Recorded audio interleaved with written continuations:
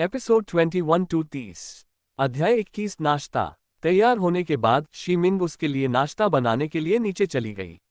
वह रसोई में गई और उसे वहां देखकर रसोई के कर्मचारी चौंक गए, क्योंकि इससे पहले वह कभी रसोई में पानी का गिलास लेने भी नहीं आती थी। वह एक बिगड़ेल राजकुमारी थी जो कभी रसोई में नहीं आती थी। रसोई में रसोई लीवेई के लिए नाश्ता बनाने की तैयारी कर रहे थे। लीवेई ने हमेशा शान शौकत से अपना जीवन व्यतीत किया है। उन्होंने अपने खाने के लिए एक बेहतरीन शेफ को काम पर रखा है। वे खाने के मामले में बहुत नखरे वाले हैं और उनके स्वाद के अनुरूप खाना बनाना बहुत मुश्किल है। रसोई के कर्मचारी और लीवेई के लिए नाश्ता तैयार कर रहे रसोइये ने शीमिंग की ओर देखा। मैडम, क्या आपको नाश्ते के लिए कुछ चाहिए या आपकी कोई विशेष आवश्यकता है? सफेद वर्दी और काले एप्रन पहने एक लड़की उनके सामने आई। वह रसोई कर्मचारियों में से एक थी। नहीं, मैं तो बस आज का नाश्ता बनाने आई हूँ, इसलिए आप सब जाकर आराम कर सकते हैं, उसने विनम्रता से मुस्कुराते हुए कहा। उसकी बातें सुनकर सभी कर्मचारी और प्रभारी शेफ ने भौहें चढ़ा ली और प्रश्नवाचक दृष्टि से ज़ी-मिंग की ओर देखा। उसने ऊपर उसकी ओर देखा और आंखों में स्पष्ट संदेह लिए पूछा, आज का नाश्ता तुम बनाओगी? सुश्री, बेहतर होगा कि आप हमें नाश्ता बनाने दें। अगर कोई समस्या हुई तो मालिक हमें डांटेंगे, आपको नहीं, उसने विनम्रता दिखाने की कोशिश करते हुए कहा। लेकिन शी मिंग को साफ दिख रहा था कि वह उसे नीचा दिखा रहा था। यहां तक कि बड़े बड़े शेफ भी उसके गुस्से का शिकार हो चुके हैं जब उनका बनाया खाना उसके स्वाद के अनुरूप नहीं होता। इसलिए जब उसने कहा कि वह खाना बनाएगी तो वे सब डर गए। अगर वह अच्छा खाना नहीं बना पाती तो उन्हें इसके परिणाम भुगतने पड़ेंगे। इसके अलावा वह किसी मशहूर शेफ से बेहतर खाना नहीं बना सकती। बटलर और यू मेई भी उसके पास आए और बोले, मैडम, शेफ सही कह रहे हैं, आपको जाकर आराम करना चाहिए। उन्हें अपना काम करने दीजिए। यह मेरा घर है। मुझे रसोई में आकर खाना बनाने का पूरा अधिकार है, और अगर कुछ भी हुआ तो सारी जिम्मेदारी मेरी होगी। अब आप सब कृपया यहाँ से चले जाइए। काम करते समय मुझे रसोई में किसी का आना पसंद नहीं है। ज़ी-मिंग थोड़ी नाराज थी क्योंकि वे उसे खाना नहीं बनाने दे रहे थे। उसके लिए खाना बनाना तनाव कम करने का एक तरीका है। दूसरों के लिए खाना बनाने से उसे खुशी मिलती थी। जब वे उसे रसोई से बाहर निकालने की कोशिश कर रहे थे तो उसे गुस्सा आ रहा था। वह इस घर की युवा मालकिन थी, फिर भी उसे खुद नाश्ता बनाने की अनुमति नहीं दी जा रही थी। क्या वह अपनी मनमर्जी नहीं कर सकती? अंत में सभी लोग अनिच्छा से रसोई से बाहर चले गए। बटलर ने उसकी ओर मुड़कर देखा और सिर हिलाते हुए कहा, वह पहले कभी रसोई में नहीं आई, अब खाना बनाना चाहती है। पता नहीं आज क्या मुसीबत आने वाली है, उसने आह भरी। जिया मिंग ने चारों ओर देखा और काउंटर पर रखा हुआ एप्रन पहन लिया। उसने एक पेन लिया और उसे चूल्हे पर गर्म होने के लिए रख दिया। इस बीच उसने एक कटोरे में 4 अंडे तोड़े, उन्हें फेंटा और उसमें कुछ मसाले मिला दिए। वह एग रोल, नूडल्स, सब्जियों की भुर्जी और एक मांसाहारी व्यंजन बना रही थी। एग रोल बनाने के बाद उसने अन्य व्यंजन भी बनाना शुरू कर दिया। वह एक ही समय में कई तरह के व्यंजन बना रही थी।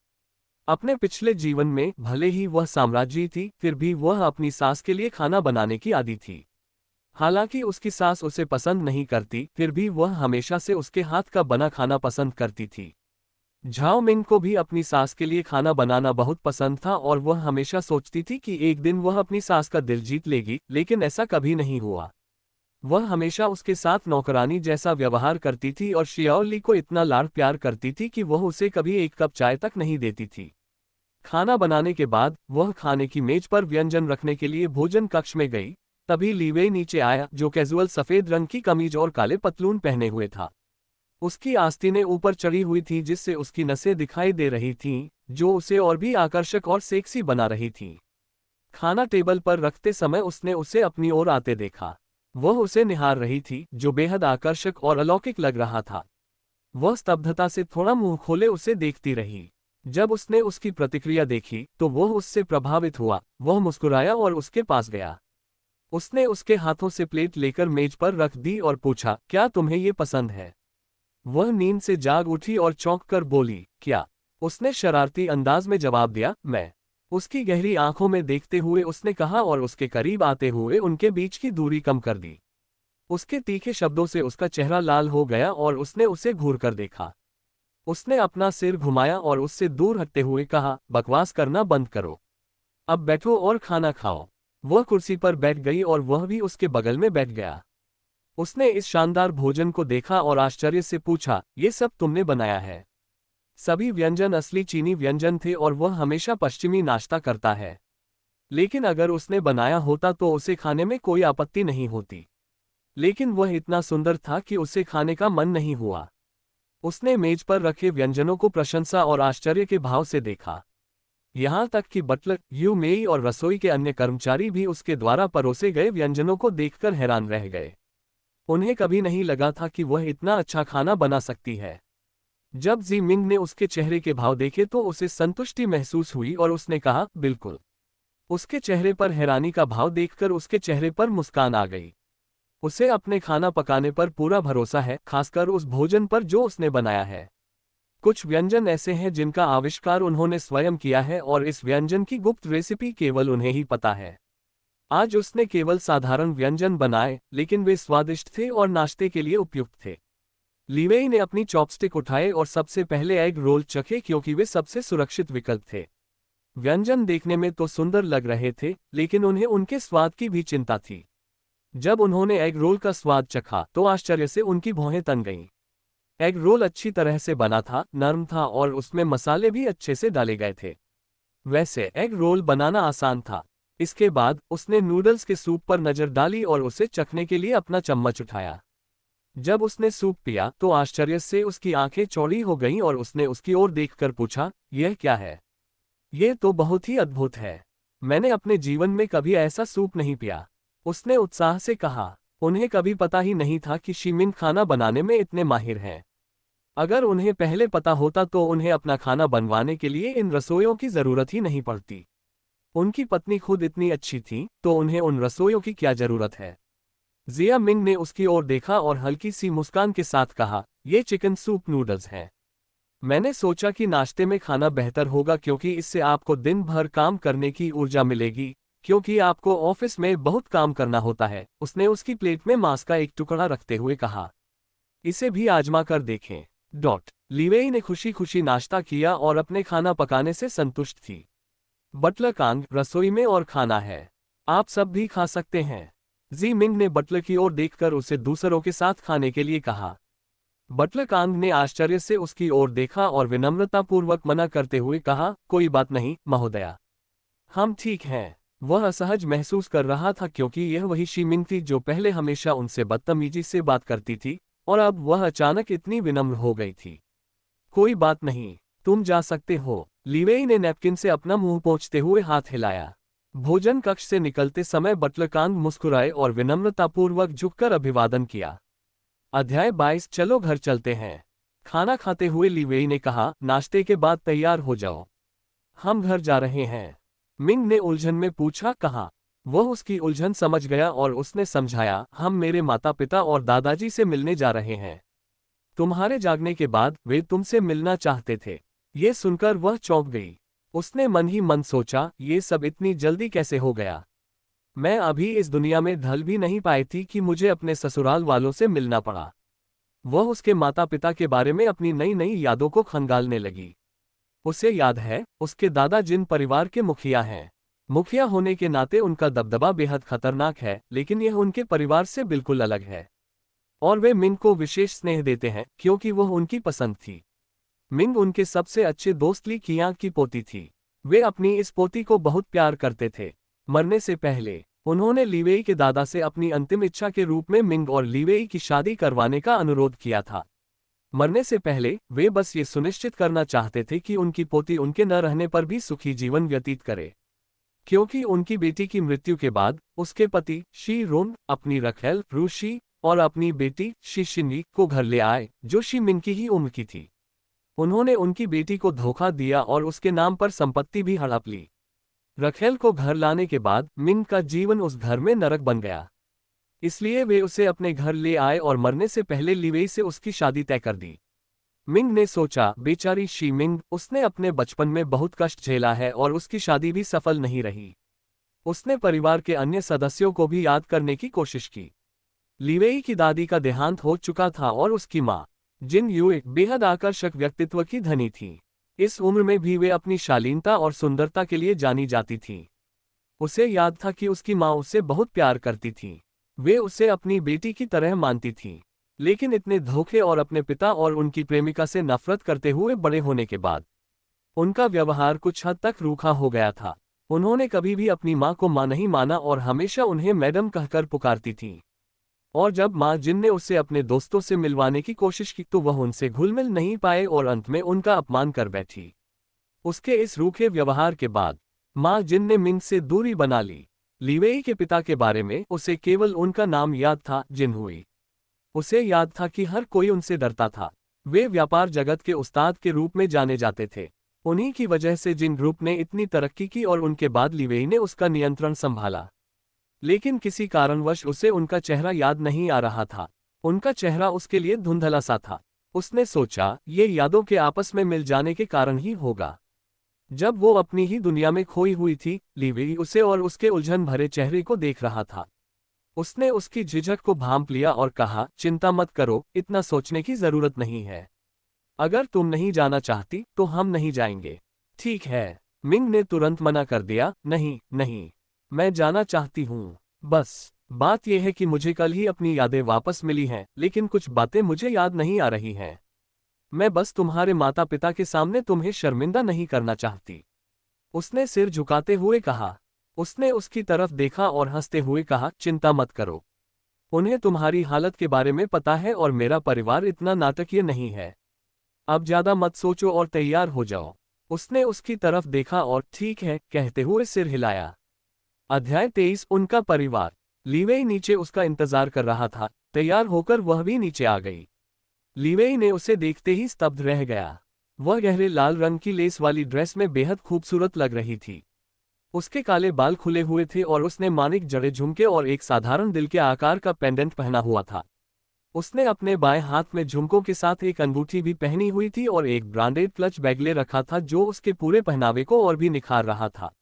हालांकि सब कुछ ब्रांडेड था, लेकिन बाकी चीजों के मुकाबले ये बहुत ही सादा था। उसका अंदाज पहले से बहुत अलग था। भारी मेकअप के बजाय उसने हल्का मेकअप किया था जिससे उसकी खूबसूरती और भी निखर रही थी। वह लीवेई की ओर बड़े ही सलीके से चली, क्लच बैग को दोनों हाथों से पीठ के पीछे थामे हुए, कमर सीधी और सिर ऊंचा किए हुए, जिससे महारानी जैसी शक्तिशाली आभा निकल रही थी। कुछ देर तक वह उसे घूरता रहा और बोला, सुंदर। वह खिलखिलाकर हंस पड़ी और बोली, धन्यवाद। दोनों ने कुछ देर तक एक दूसरे को देखा। फिर अचानक मिंग को तैयार होने का अपना मकसद याद आया और उसने जल्दी से कहा, चलो चलते हैं।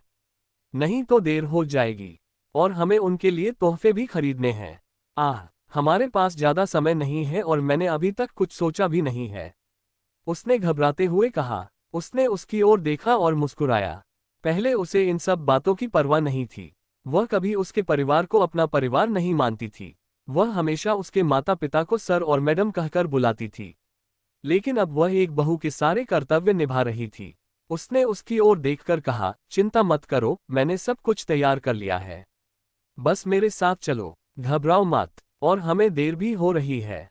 चलो चलते हैं। उसने उसका हाथ पकड़ते हुए कहा। उसने उसका हाथ मिलाते हुए कहा, तुम्हें मुझे इसके बारे में पहले ही बता देना चाहिए था।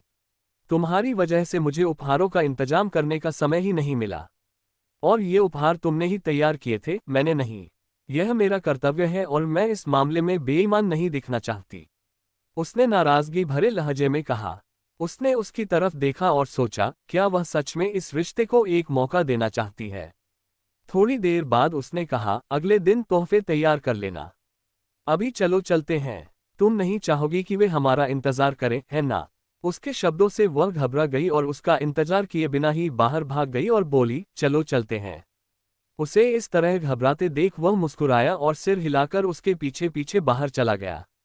कार में जिन हवेली तक की पूरी यात्रा के दौरान वह चिंतित रही। जिन हवेली के अंदर सभी उनका इंतजार कर रहे थे। लीवेई ने उन्हें बताया कि वह स्मृतिभ्रंश से पीड़ित थी। हालांकि उसकी याददाश्त वापस आ गई है, फिर भी उसे कई बातें याद नहीं हैं। जब दादा और माँ जिन को उसकी हालत के बारे में पता चला तो वे उसके लिए बहुत चिंतित हुए। हालांकि मिंग ने उन्हें कभी अपने परिवार के रूप में स्वीकार नहीं किया, लेकिन उन्होंने उसे अपनी बेटी की तरह माना। और जब लीवेई ने उन्हें बताया कि उस घटना के बाद उसमें सकारात्मक बदलाव आया है और उनके रिश्ते में प्रगति हो रही है, तो वे बहुत खुश हुए। जब वे उसे आराम देने के बारे में सोच रहे थे तभी एक नौकरानी दौड़ती हुई उनके पास आए और उनके आने की सूचना दी। पिता जिन भी वहां मौजूद थे और उनके बगल में एक और युवक भी था। जिन हवेली के बाहर पहुंचते ही मिंग इतनी घबरा गई कि लगभग कांपने लगी। वह इसलिए घबरा रही थी क्योंकि पिछले जन्म में उसकी सास ने उसकी जिंदगी नरक बना दी थी। उसकी मां का निधन उसे जन्म देने के बाद हो गया था, इसलिए वह हमेशा से अपनी मां जैसी सास चाहती थी, लेकिन जब वह अपनी सास से मिली तो उसकी सारी खुशी गायब हो गई। उसे सिर्फ अपमान और बुरा बर्ताव ही मिला। सास ने उसे कभी बहू के रूप में स्वीकार नहीं किया। ये सोचकर वह और भी घबरा गई। हालांकि उसे याद था कि श्रीमती जिन एक अच्छी इंसान थी और हमेशा उसके साथ अच्छा व्यवहार करती थी, लेकिन उसे ये भी याद था कि मिंग ने उनके साथ क्या किया था। उन्होंने कभी उनका अनादर नहीं किया, लेकिन उन्हें कभी परिवार के करीबी सदस्य की तरह भी नहीं माना। इसलिए पिछले जन्म की घटनाओं के कारण वह उनका सामना करने से डर रही थी। उसकी घबराहट को भांपते हुए उसने उसके हाथ पकड़े और उसे दिलासा देते हुए थपथपाया और फिर वे हवेली के अंदर चले गए। जब वे अंदर आए तो उपस्थित सभी परिवार के सदस्य उनका स्वागत करने के लिए खड़े हो गए। मां जिन ने उन्हें और उनके हाथों को देखा और मुस्कुराई। मिंग ने अपनी सास को देखते ही पहचान लिया। मां जिन उत्साह से उनका स्वागत करने के लिए आगे बढ़ी। मां जिन ने मिंग के हाथों को अपने हाथों में लेते हुए कहा, तुम आ गए। हम तुम्हारा ही इंतजार कर रहे थे। अपनी सास को इतना स्नेहपूर्वक व्यवहार करते देख मिंग मुस्कुराए और उसे राहत मिली।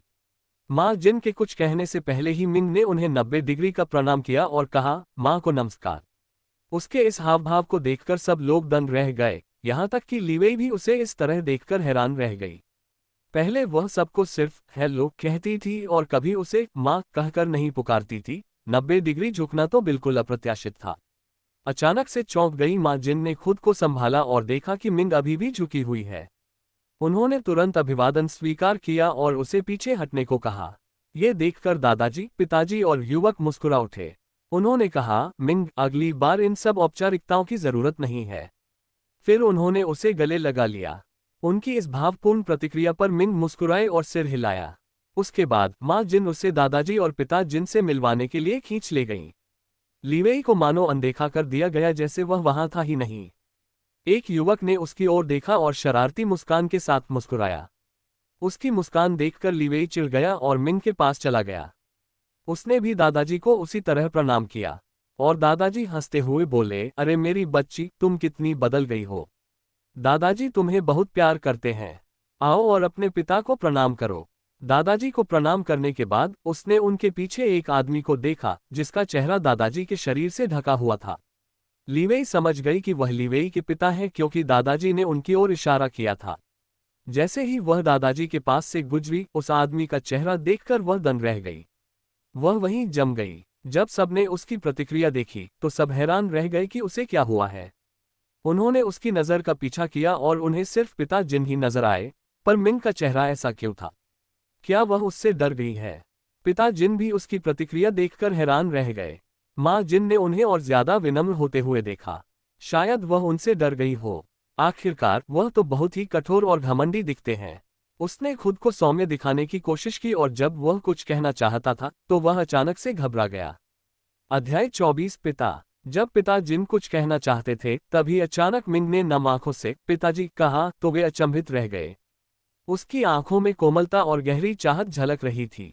जब मिंग ने पिता जिन को देखा तो वह दंग रह गई। वह बिल्कुल झाओ मिंग के पिता जैसे दिखते थे, जो सेना के प्रमुख चिकित्सक थे। उन्होंने अनेक युद्ध लड़े थे और अनेक सैनिकों का इलाज किया था। उन्होंने अपना पूरा जीवन देश की सेवा में समर्पित कर दिया था। वे अपनी पत्नी से इतना प्रेम करते थे कि उनकी मृत्यु के बाद भी उन्होंने कभी विवाह नहीं किया। वे अपनी बेटी से भी बहुत प्रेम करते थे और उसे राजकुमारी की तरह लाड़ प्यार करते थे।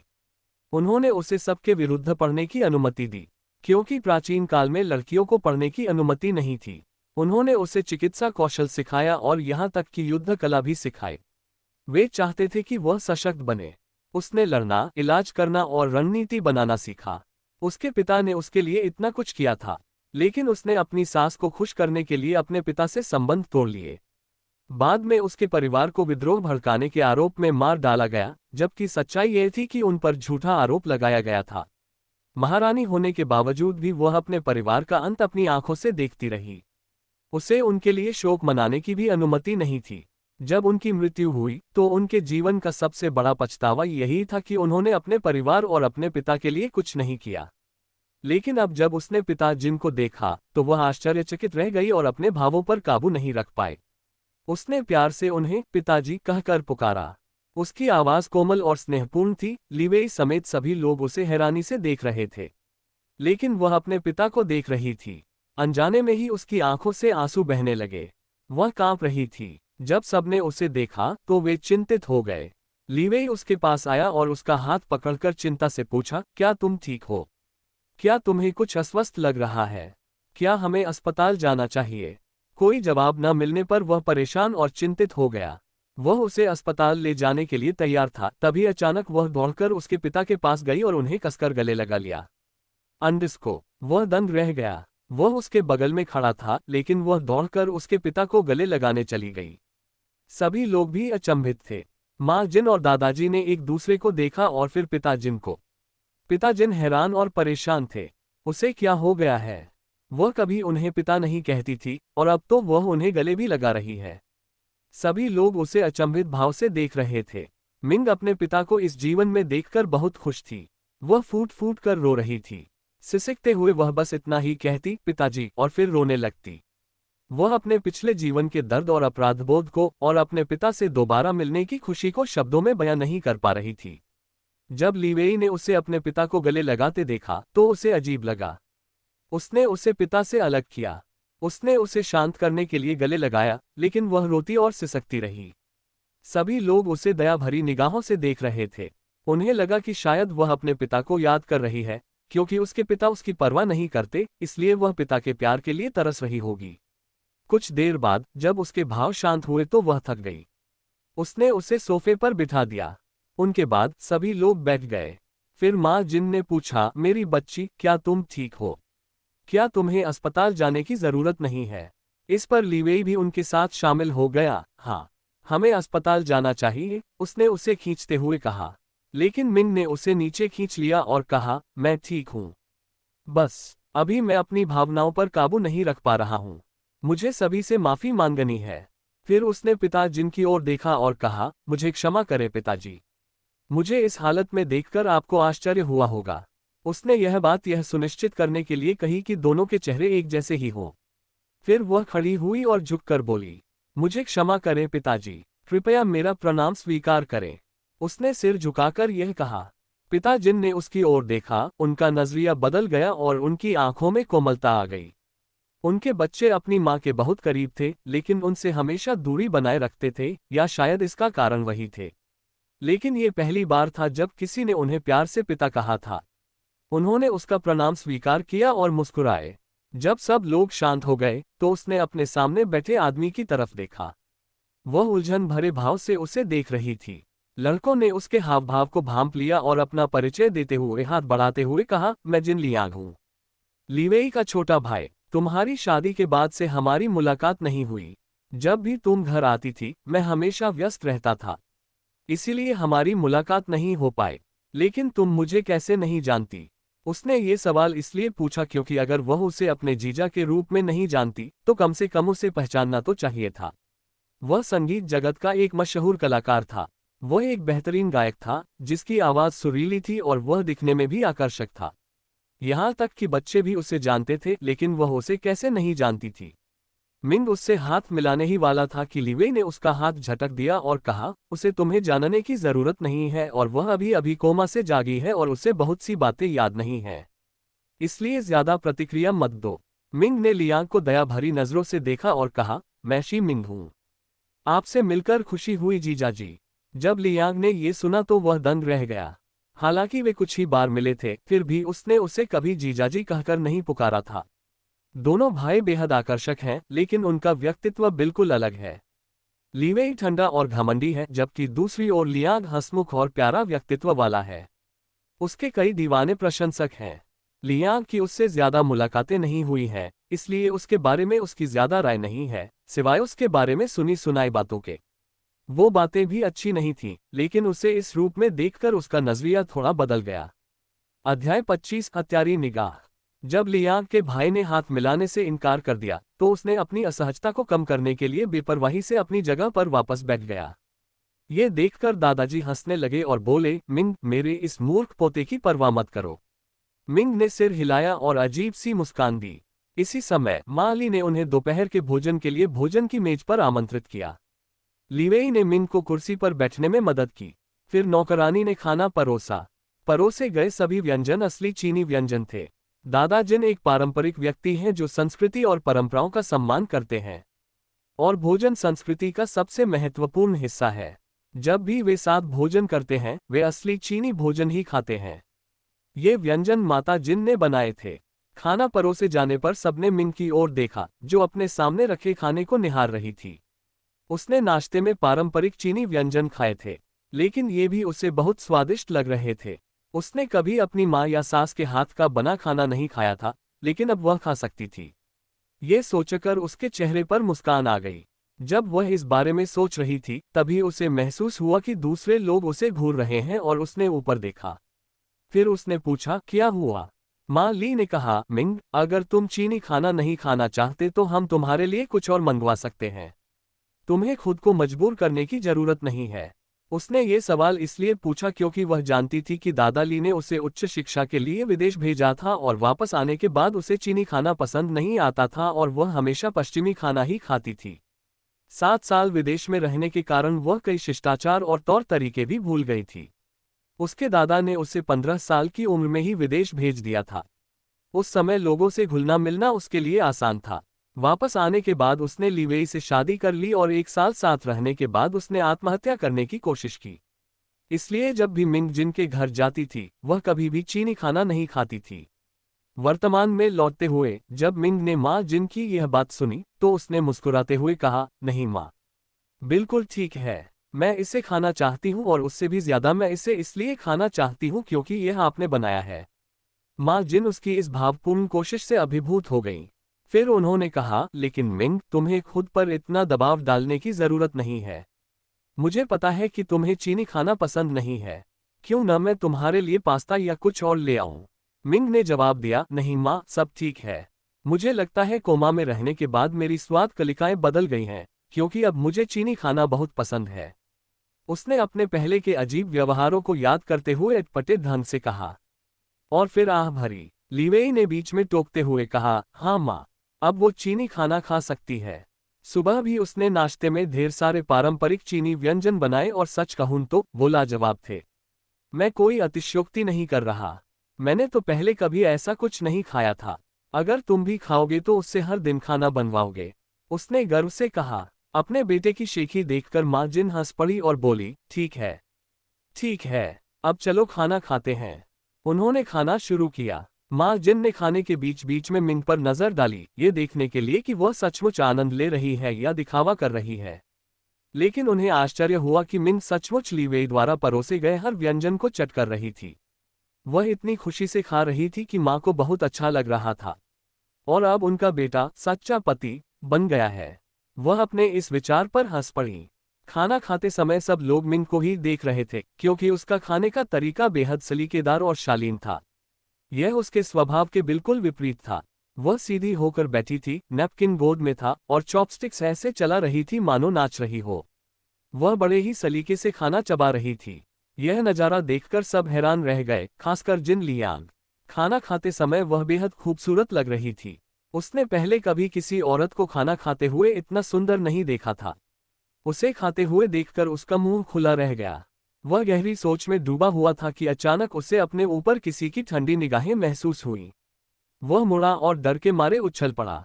उसका भाई उसे जानलेवा निगाहों से घूर रहा था। उसने तुरंत अपनी निगाहें हटा ली और अपना ध्यान खाने पर केंद्रित कर लिया। अध्याय 26 पैतृक वस्तु। लीवेई का खाना खाने के बाद पिता और दादाजी व्यापार संबंधी चर्चा करने के लिए अध्ययन कक्ष में चले गए। जिन लियांग अपने कमरे में चला गया क्योंकि अध्ययन कक्ष में उसका कोई काम नहीं था। माँ जिन और मिंग बैठक कक्ष में बातें कर रही थी। माँ जिन मिंग को लीवेई के बचपन की कहानियां सुना रही थी और मिंग उन पर हंस रही थी। माँ जिन ने मिंग को लियांग के बारे में भी बताया। उन्होंने बताया कि लियांग ने अपने भाई और पिता की तरह व्यापार नहीं किया। उसने मनोरंजन उद्योग को चुना। मनोरंजन जगत में जिन लियांग एक बेहद प्रतिष्ठित कलाकार हैं। उन्होंने अपने करियर की शुरुआत गायन से की और फिर नाटक और फिल्मों में काम करना शुरू किया। उनका मुख्य पेशा गायक होना है, लेकिन वे एक बहुमुखी कलाकार हैं जिन्होंने कई क्षेत्रों में महारत हासिल की है। उनके प्रशंसकों की संख्या बहुत अधिक है। वे लड़कियों के बीच बेहद लोकप्रिय हैं। शुरुआत में जिन के पिता उन्हें इस क्षेत्र में शामिल होने के लिए अनिच्छुक थे, लेकिन बाद में उन्होंने भी इसे स्वीकार कर लिया।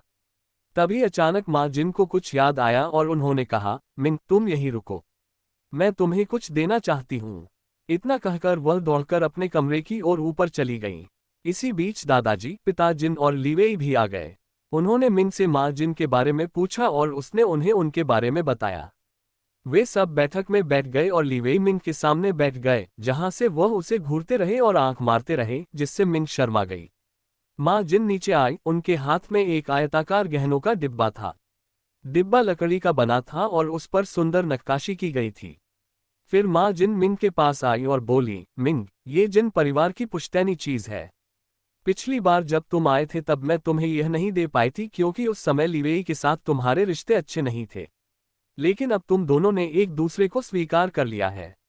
मेरी सास ने मुझे ये तब दिया था जब मैं इस घर में आई थी और अब इसे तुम्हें देना मेरा फर्ज है। मिंग, इसे संभाल कर रखना। इतना कहकर उन्होंने वह डिब्बा मिंग को दे दिया।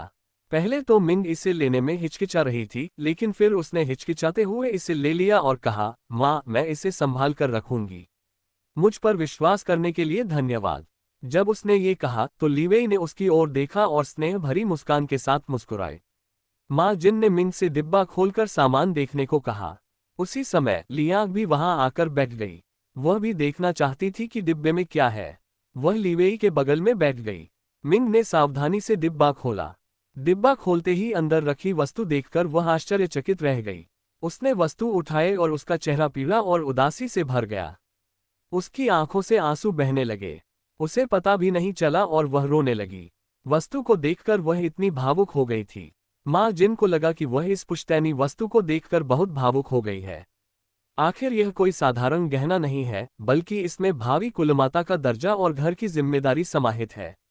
उसे रोते देख सब हैरान रह गए और लीवेई घबरा गया कि गहने देखकर वो फिर क्यों रोने लगी। माँ जून ने उसे समझाया कि ऐसा होना स्वाभाविक है। ये बहुत ही भावुक क्षण था, लेकिन मिंग कुछ और ही सोच रही थी। वह इसलिए नहीं रो रही थी क्योंकि उसे खानदानी चीज दी जा रही थी, बल्कि इसलिए रो रही थी क्योंकि वह चीज उसकी थी। अध्याय 27 प्रज्वलित जुनून। जब मिंग ने डिब्बा खोला तो अंदर रखी चीज देखकर वह दंग रह गई। यह एक हेयरपिन थी, उसकी अपनी हेयरपिन। यह सोने की हेयरपिन थी जिस पर कई कलात्मक नक्काशी की गई थी और कोने पर जड़ा हुआ जैद पत्थर भी नक्काशीदार था। यह सचमुच कला का एक अद्भुत नमूना था। जब मदर जिन ने इसे खानदानी चीज बताते हुए उसे दिया तो वह दंग रह गई, क्योंकि यह उसकी वो हेयरपिन थी जो उसे महारानी बनने पर मिली थी। ये हेयरपिन उसे उसकी सास ने सम्राट या दादाजी के आदेश पर बड़ी अनिच्छा से दी थी। ये हेयरपिन महारानी की पहचान थी। वह हमेशा इस हेयरपिन को बहुत प्यार करती थी और इसे बड़ी सावधानी से संभाल कर रखती थी। लेकिन अब जब उसने इसे देखा, जो उसे जिन परिवार की पुश्तैनी धरोहर के रूप में मिली थी, तो उसके दिल में दर्द सा महसूस हुआ। ये पिन केवल भौतिक वस्तु ही नहीं थी, बल्कि इसका भावनात्मक महत्व भी था। ये पिछले जन्म में उसकी थी और इस जन्म में भी उसे मिली। वह रोने लगी। वो बालों की क्लिप को देखती रही और उसकी आंखों से आंसू बहने लगे। अपने आंसू शांत करने के बाद उसने माँ जिन को गले लगाया और कहा, माँ, ये मेरी जिंदगी का सबसे अच्छा तोहफा है। मैं इसे हमेशा संभाल कर रखूंगी। चिंता मत करो। मिंग की प्रतिक्रिया देखकर माँ जिन संतुष्ट हो गईं।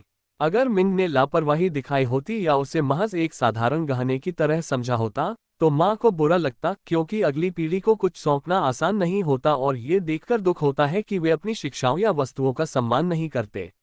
लेकिन जब मिंग रोने लगी तो उन्हें खुशी हुई, क्योंकि उन्हें मिंग की ईमानदारी का एहसास हुआ। उसके बाद लीवेई भी मिंग के पास गई और बोली, खुश हो? मिंग ने सिर हिलाया। माँ जिन नहीं चाहती कि वे जल्दी जाएं, इसलिए उन्होंने मिंग को वहीं रुकने के लिए मना लिया, क्योंकि लीवेई कभी जिन हवेली में नहीं रुकी थी, लेकिन अगर मिंग रुकेगा तो उसे भी यहीं रुकना पड़ेगा। अंत में दोनों जिन हवेली में रुके। जिन की माँ ने मिंग को लीवेई का कमरा दिखाया, जहां जिन की माँ ने मिंग के लिए सभी आवश्यक सामान और कपड़े पहले से ही तैयार रखे थे। ऐसा लग रहा था जैसे उन्होंने सब कुछ पहले से ही योजना बना रखा हो। सबके साथ बातचीत और खाना खाने के बाद मिंग अपने कमरे में चली गई और लीवेई अपने दादाजी से बात करने के लिए पढ़ाई करने चला गया। कमरे में पहुंचकर मिंग नहाने के लिए बाथरूम में गई। उसके कपड़े बिस्तर पर रखे हुए थे। जब वो नहा रही थी तभी लीवेई कमरे में आया। उसने देखा कि मिंग नहा रही है और जैसे ही उसने मुड़कर देखा उसे बिस्तर पर उसके कपड़े दिखाई दिए। उसके होठों पर एक शैतानी मुस्कान आ गई। जब मिंग ने नहाना खत्म किया तो उसने सफेद रंग का बाथरोब पहन लिया। उसके नीचे उसने कुछ नहीं पहना था।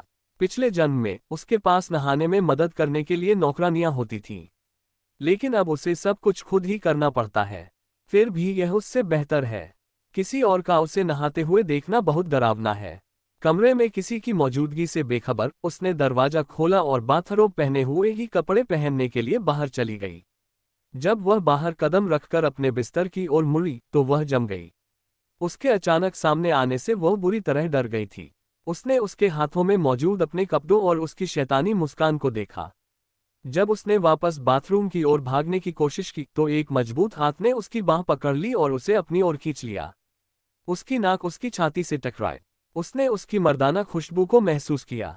ये देखकर लीवेई ने उसकी ओर देखा और मुस्कुराया।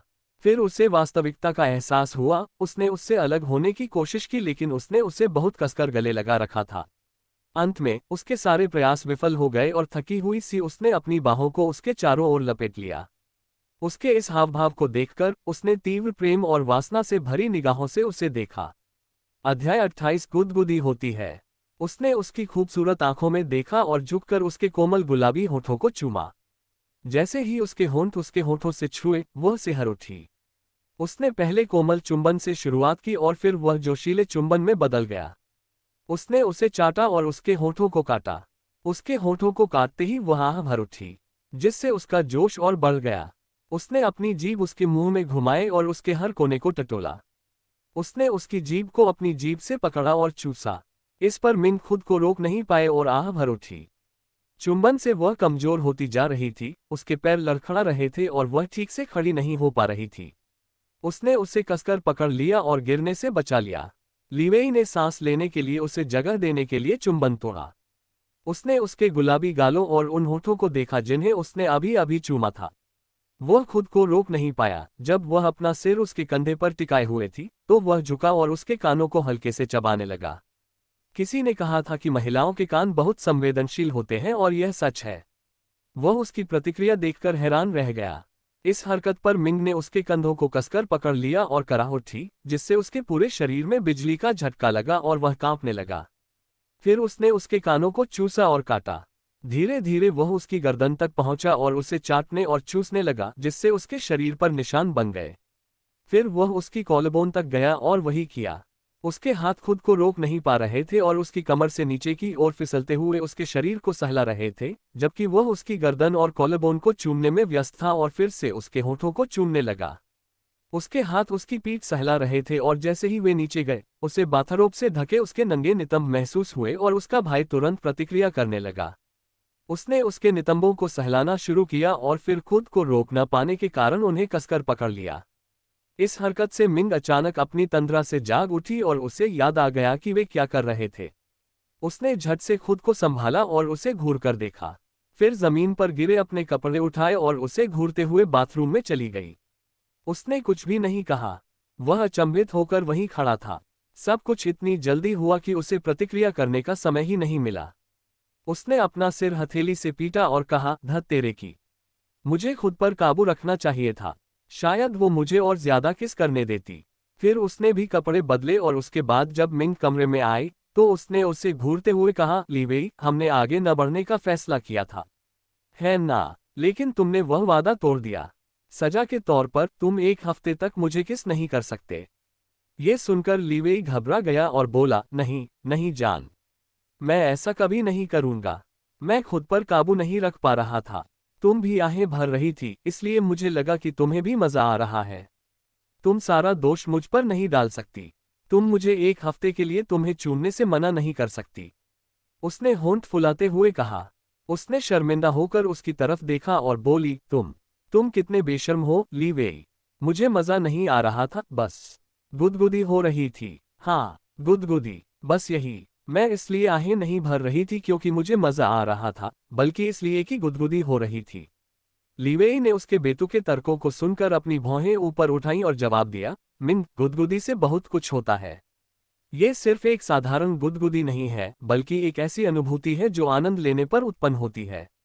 उसने उसकी निर्लजता को देखा। उसके पास कहने को कुछ नहीं था। फिर उसने उसे घूरकर देखा और बिस्तर पर चली गई। उसने हल्की सी आह भरी, तस्क, और फिर एक शानदार चुंबन के बाद वह भी बिस्तर पर चला गया।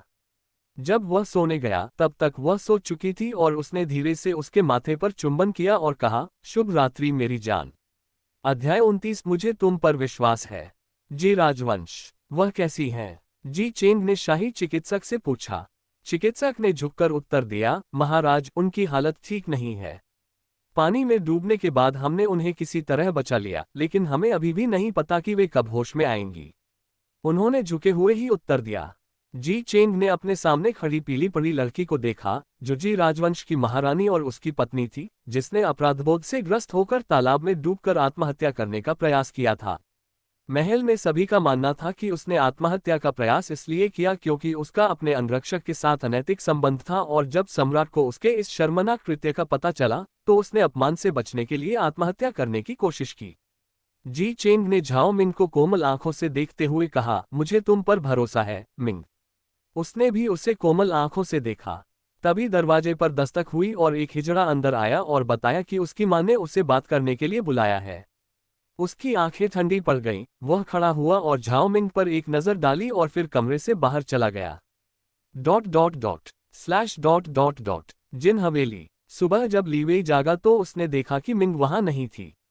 वह उसे ढूंढने के लिए नीचे जा रहा था, लेकिन तभी उसकी नजर साइड टेबल पर एक नोट पर पड़ी। उसमें लिखा था, ताज़ा होकर नीचे नाश्ते के लिए आ जाना, और साथ ही एक दिल का निशान भी बना हुआ था। वह मुस्कुराया और ताज़ा होने के लिए बाथरूम गया और फिर नीचे चला गया। नीचे माँ जिन और मिंग मेज पर व्यंजन परोस रही थी और पिता और दादा जिन भोजन कक्ष में बैठे बातें कर रहे थे। लीवेई सीढ़ियों पर खड़ा था जब उसने ये दिल को छू लेने वाला दृश्य देखा। जब वह उन्हें देखने में व्यस्त था, तभी लियांग पीछे से आया, लीवेई के कंधे पर हाथ रखा और बोला, भाई, तुम्हें उसे मंदिर ले जाना चाहिए, पता लगाना चाहिए कि कहीं उस पर किसी बुरी आत्मा का साया तो नहीं है। कोमा से जागने के बाद वह एकदम बदल गई है। शायद असली मिंग मर चुकी है और उसकी भटकती आत्मा उसके शरीर में प्रवेश कर गई है। आखिर उपन्यासों और मंगा में तो ऐसा ही होता है। ये कहते हुए वह अपनी कल्पना पर हंस पड़ा और अचानक उसे ठंड लगने लगी और उसके आसपास की हवा भी ठंडी हो गई। उसने मुड़कर देखा तो उसे अपने भाई की जानलेवा निगाहें दिखाई दीं, जो कह रही थी कि अगर वह चुप नहीं हुआ तो अभी मर जाएगा। लियांग तुरंत समझ गया और खाने की मेज की ओर दौड़ पड़ा। उसके जाने के बाद लीवेई ने भी उसकी कही बातों के बारे में सोचा, फिर उसने इन विचारों को झटक दिया, यह मूर्ख लियांग मेरी बुद्धि कम कर रहा है। जब वह खाने की मेज की ओर बढ़ा तो मां ने कहा, लीवेई, आओ और बैठो। आज का नाश्ता मिंग ने बनाया है। लीवेई ने प्रशंसा भरी निगाहों से मिंग को देखा और उसके बगल में बैठ गई। दादाजी ने मिंग की ओर देखते हुए कहा, सच में, मिंग ने ये सारे चीनी व्यंजन बनाए हैं। मैं बहुत प्रभावित हूँ। जब सभी लोग मिंग के खाना पकाने के तरीके से इतने आश्चर्यचकित हुए तो मिंग ने शर्माते हुए मुस्कुरा दिया। माँ जिन ने बोलना जारी रखते हुए कहा, जब मैं सुबह रसोई में गई तो मैंने वहां मिंग को नाश्ता बनाते हुए देखा। मैंने उससे वापस जाकर आराम करने को कहा था, लेकिन उसने मेरी बात नहीं मानी और इसके बजाय मुझे ही वापस आराम करने भेज दिया। इसलिए आज का नाश्ता उसने बनाया है, उसने मिंग की ओर गर्व से देखते हुए कहा। जब लियांग ने ये सुना तो उसने सबसे पहले भोजन को सूंघा। इसकी गंध तो ठीक है। मुझे आश्चर्य है कि इसका स्वाद कैसा होगा। फिर उसने पकौड़ी का एक टुकड़ा खाया और थोड़ा सा सूप पिया। वह इतना हैरान हुआ कि उसके हाथ से चॉपस्टिक गिर गई। सब लोग चिंता भरी निगाहों से उसे देखने लगे। उन्हें लगा कि क्या बात इतनी गंभीर है कि उसके हाथ से चॉपस्टिक गिर गई। खाने के लिए पकौड़े उठाने वाले दादाजी ने उन्हें बड़ी सावधानी से नीचे रख दिया ताकि किसी को पता न चले। उसे इसे आजमाने से बहुत डर लग रहा था, यहाँ तक कि माँ जिन भी असहाय निगाहों से मिंग को देख रही थी। मुझे उसकी मदद करनी चाहिए थी। और ये लियांग, क्या वह चुपचाप अपना खाना नहीं खा सकता? उसे बुरा लगा क्योंकि वह जानती थी कि शी मिंग ने ये सारे व्यंजन बड़ी मेहनत से बनाए थे और वह नहीं चाहती थी कि वे बर्बाद हों। माँ जिन ने लियांग को घूरकर कहा कि वह ठीक से व्यवहार करे। अध्याय 30। स्वादिष्ट। जबकि बाकी सब लोग ये सोचने में व्यस्त थे कि इस भोजन को कैसे खाया जाए, क्योंकि लियांग इसे खाने के बाद अपनी चॉपस्टिक को भी एक साथ नहीं पकड़ पा रहा था। लीवेई को छोड़कर बाकी सभी चिंतित लग रहे थे। वह सबके हाव भाव को बड़े मजे से देख रहा था और मन ही मन हंस रहा था, क्योंकि अब तक सिर्फ उसी ने उसके हाथ का बना खाना चखा था। फिर अचानक लियांग अपनी कुर्सी से उठा और शीमिन के पास जाकर उसे अचानक गले लगा लिया। किसी को उम्मीद नहीं थी कि वह उसे गले लगाएगा। इस अचानक गले लगने से जिया मिन चौंक गया। उसे गले लगाते हुए लियांग ने उत्साह से कहा, मिन, तुम कमाल हो। मैंने आज तक इतना बढ़िया चाइनीज खाना कभी नहीं खाया। माँ भी इतना स्वादिष्ट असली चाइनीज खाना नहीं बना सकती। तुम तो जादू हो। ये कहते हुए उसने उसे और कसकर गले लगा लिया। अपने भाई की हरकतें देखकर लीवेई के चेहरे के भाव गंभीर हो गए और उसने अपने होंठ सिकोड़ लिए। लेकिन इससे पहले कि मिन कुछ कह पाती, पीछे से एक हाथ आया और लियांग को उससे अलग कर दिया। उसे कुछ भी अनुमान लगाने की जरूरत नहीं थी। ये काम सिर्फ एक ही व्यक्ति कर सकता है, लीवेई। उसने अपने भाई के माथे पर थप्पड़ मारा और उसका हाथ पकड़कर उसे उससे अलग किया और उसे घूर कर देखा। दूसरे पक्ष को कुछ भी कहने की जरूरत नहीं पड़ी और वह झट से अपनी सीट की ओर भाग गया। सभी लोग इस स्थिति को असमंजस भरी नजरों से देख रहे थे। लियांग, क्या तुमने जो कहा वो सच है? क्या खाना इतना स्वादिष्ट है? लेकिन अगर है तो तुमने चॉपस्टिक क्यों गिरा दी? मुझे ईमानदारी से बताओ, क्या तुम सचमुच तारीफ कर रहे हो या कुछ और? दादाजी ने संदेह भरे लहजे में उससे पूछा। जिया मिंग ने दादाजी को हैरानी से देखा। उसे समझ नहीं आ रहा था कि इस स्थिति में हंसे या रोए। लियांग ने तुरंत कहा, नहीं नहीं दादाजी, ये तो लाजवाब है। मैंने इससे पहले इतना स्वादिष्ट चीनी खाना कभी नहीं खाया। मैं कोई अतिशयोक्ति नहीं कर रहा हूँ। ये सच है। और चॉपस्टिक्स के बारे में, मैं उसके खाना पकाने के कौशल को देखकर बहुत हैरान और अचंभित थी, क्योंकि मैंने सबसे बुरे की उम्मीद की थी। लेकिन यह मेरी कल्पना से परे है। आप खुद ही कोशिश करके देखिए। उसकी बात सुनने के बाद दादाजी ने अपनी थाली की ओर देखा और उसे चखने के लिए अपनी चॉपस्टिक उठाई। उसके बाद माता पिता ने भी इसे आजमाया। इसे चखने के बाद उन्होंने एक दूसरे को देखा और फिर मिंग की ओर देखा। वे सचमुच उससे बहुत प्रभावित हुए। यह अद्भुत है मिंग, मेरी बच्ची, तुम तो कमाल हो। आज मैंने तुम्हारा एक अलग ही रूप देखा। ये खाना तो तुम्हारी माँ और सास की दादी के खाने से भी कहीं ज्यादा स्वादिष्ट है। दादाजी ने हंसते हुए उसकी तारीफ की। हाँ मिंग, तुम्हारी खाना बनाने की कला वाकई अद्भुत है। तुमने खाना बनाना कब और किससे सीखा? माँ जिन ने पूछा। मिंग ने अजीब सी मुस्कान के साथ सोचा, इनमें से अधिकतर व्यंजन उसी ने बनाए थे, यानी उसके अतीत के स्वरूप ने। मैं प्राचीन काल से आया हूँ, इसलिए जाहिर है कि मैं यहाँ किसी और से बेहतर प्रामाणिक चीनी खाना बनाना जानता हूँ। और सबसे महत्वपूर्ण बात, मैं अपने समय में भी एक बेहतरीन रसोइया के रूप में जाना जाता था।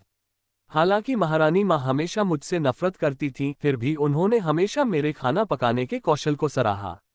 वह गर्व से मुस्कुराए। मिंग ने मदर जिन की ओर देखकर जवाब दिया, माँ, दरअसल जब मैं विदेश में थी, तब मैंने अपने उस्ताद से असली चीनी खाना बनाना सीखा था, ताकि मैं अपनी जड़ों को न भूलूं। लेकिन वापस आने के बाद मुझे तालमेल बिठाने में थोड़ी मुश्किल हुई। लेकिन अब मुझे इसकी आदत हो गई है, इसलिए मैंने सबके लिए खाना बनाने का फैसला किया है, उसने झिझकते हुए मुस्कुराते हुए कहा। उसने अपनी मुट्ठी कसकर भींच ली, क्योंकि उसे उम्मीद थी कि उसका बहाना सच साबित हो जाएगा। आपने जिससे भी सीखा हो, खाना तो आप ही बना रहे हैं, और कोई भी सिर्फ सीखकर इस तरह खाना नहीं बना सकता। मिंग, तुम्हें खाना बनाना बहुत अच्छे से आता है। मुझे तुमसे कुछ टिप्स लेने चाहिए, उसने हंसते हुए कहा। इस पर पिता जिन ने भी सहमति में सिर हिलाया। नहीं माँ, कृपया मेरा मजाक मत उड़ाओ। मैं आपको सलाह देने में सक्षम नहीं हूँ, बल्कि मुझे आपसे सलाह लेनी चाहिए। क्योंकि मैं चीनी खाना तो बना सकती हूँ, लेकिन मुझे अभी भी पश्चिमी खाना बनाना सीखना है। आखिर लीवेई हमेशा पश्चिमी खाना खाती है, इसलिए मुझे इसे सीखना ही चाहिए, मिंग ने शर्माते हुए कहा। उसकी इस चिंता को देखकर मदर जिन ने उसे प्यार से देखा और लीवेई भी उन्हें देख रही थी। माँ जिन इस बात से खुश थी कि शी मिंग अपनी जिम्मेदारियों को समझ रही थी और उनके रिश्ते को बनाए रखने के लिए प्रयास कर रही थी।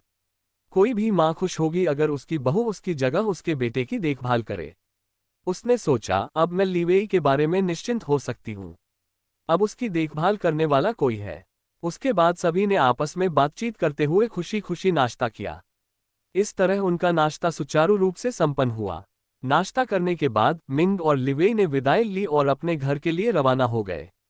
माँ जिन उन्हें जाने देने के लिए अनिच्छुक थी, लेकिन अंत में वे मान गईं। दूसरी ओर लियांग ने चुपके से मिंग का नंबर उससे ले लिया ताकि वह जब चाहे स्वादिष्ट खाना खा सके और उसे वह दिलचस्प भी लगती है।